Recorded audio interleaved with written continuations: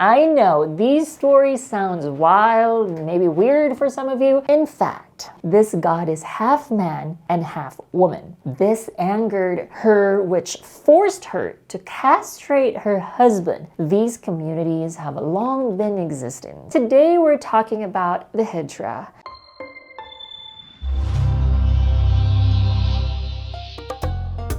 Hello, I'm Mackie of My Transgender Date, the #1 dating platform for trans women. Before we talk about today's topic, don't forget to subscribe to our channel and hit the notification bell. Today, I'm taking you on a beautiful journey to the incredible India, where we will be exploring the trans women community. Although I've never been to India, it's one of the countries that I've always wanted to visit, especially because I love Indian food. So for those people of the world who loves Indian food like me, you know what I'm talking about, right? And as much as I'd love to dive into food, this isn't a mukbang video, but hey, that's probably an idea for next time, a mukbang video here at My Transgender Date channel.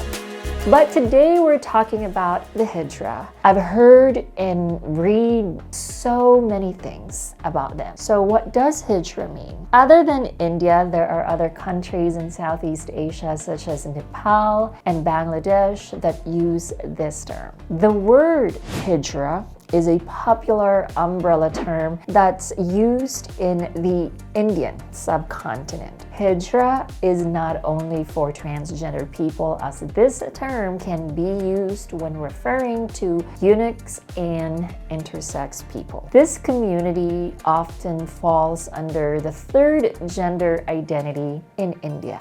Because this is an umbrella term, by definition, Hijra can also refer to non-binary or queer individuals. However, it's more popular term for identifying transgender women. Because transgender people are considered a third gender identity in this region, they are not described as either completely male or female. This completely goes against the Western idea of transgenderism, where trans women identify as women and not a third gender. But before you get offended on behalf of South Asian people, please understand that this is the norm for them. So, what is the origin of Hijra? Historically, Hijra have been a recognized community in the Indian society for centuries. They have been mentioned in ancient Hindu texts, so their presence has been recognized for quite some time.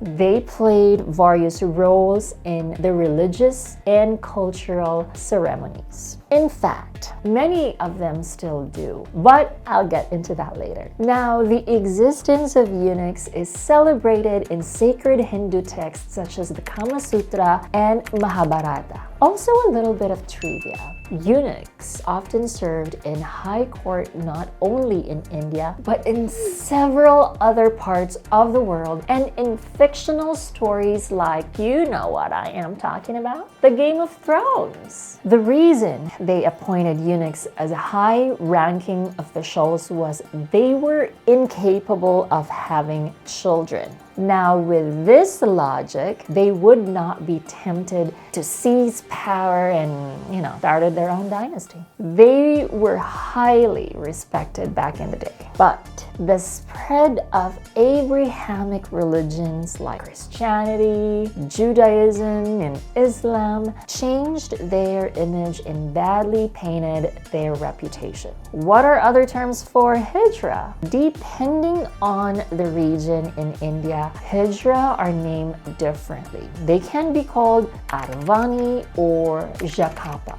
Some people say the term Chaka. I'm not sure if I pronounced that correctly, but this word is somehow derogatory. Now let's go to Hijra in religion. In Hindu, many stories have interpretations that hint at transgenderism. For example, one story of Lord Shiva. Lord Shiva takes on many forms. One of Shiva's forms merges with Parvati. Now, since this god is half Shiva and Parvati, this god is half man and half woman. They make Ardnahari, who is revered by people who identify as gender ambiguous. Another text talks about Bachura Mata or Bakura Mata. I'm sorry if I mispronounced that. There are two stories that hint at the beginnings of an Hijra. The first story is her appearing as an avatar of a princess whose husband who run to the woods and act like a woman rather than make love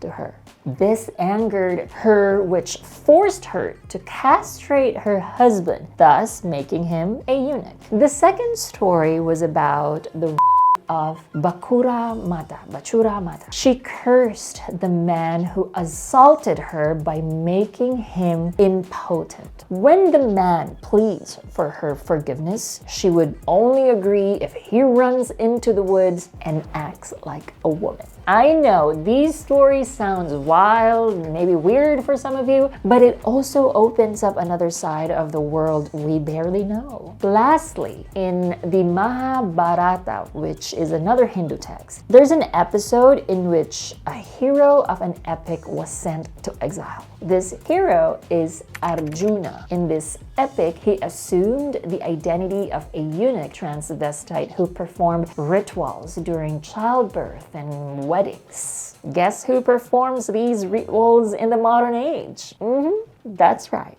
During childbirth and weddings, Hijra are often invited to perform rituals for blessings. This is another means of livelihood for Hijra in South India. Although I'm not really sure if this is still true to this day, so if you've got some ideas or if you have recently visited India and have met Hijra people, please feel free to share your thoughts or observations, experience in the comment section below. Now the question is, are Hijra still revered as respected in South India today? Let's talk about some of the challenges that Hijra experience in modern times. Majority of the trans women who represent the Hijra community don't have many opportunities to flourish. In countries like the Philippines and Thailand, I'm not saying that we also have similar Hijra in Philippines and Thailand. We don't have that in the Philippines. The closest thing could be the Bakla, but it's completely different. Thailand has Lady Boys, which is also different. But as far as my knowledge is concerned, Hatoy could somehow be the same as still not for Hijra. But what I am trying to say is that in countries like the Philippines and Thailand, trans women can apply for jobs at restaurants, call centers, or any job that they are skilled at. But a huge number of Hijra do not have the same opportunities. Both the government and society often prevent them from living a life of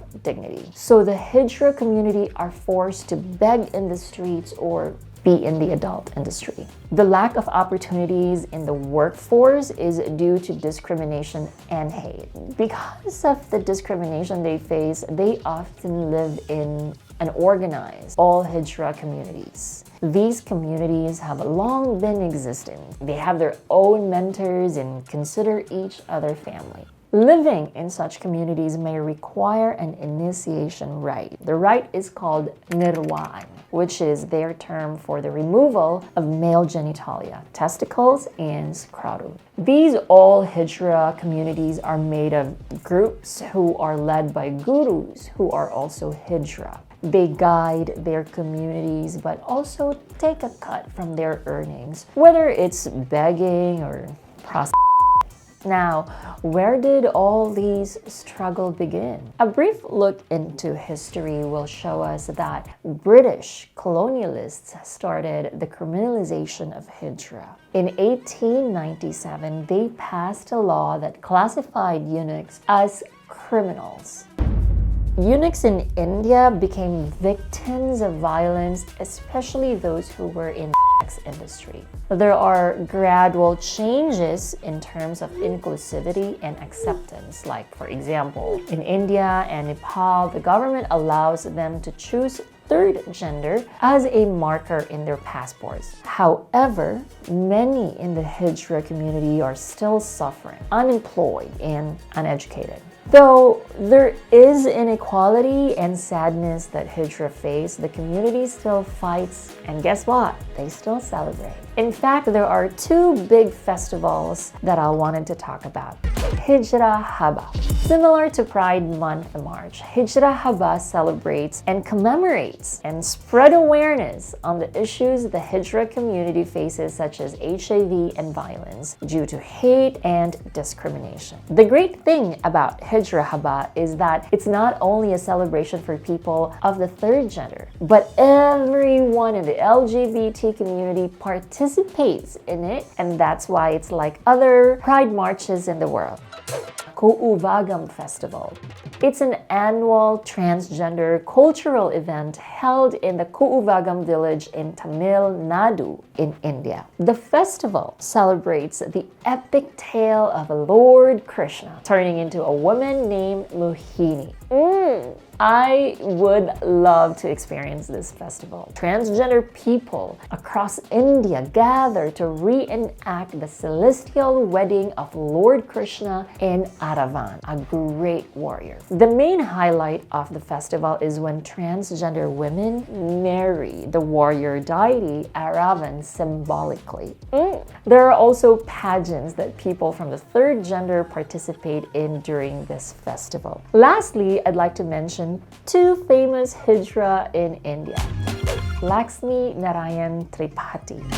She's from a Brahmin family. For those who don't know what Brahmin is, it's the case of priests, teachers, and protectors. Laxmi Tripathi is a trans woman from Mumbai whose influence has propelled significant positive changes for the third gender in India. Padmini Prakash. She is a pioneering figure in the Indian media industry. She made history as the country's first transgender news anchor.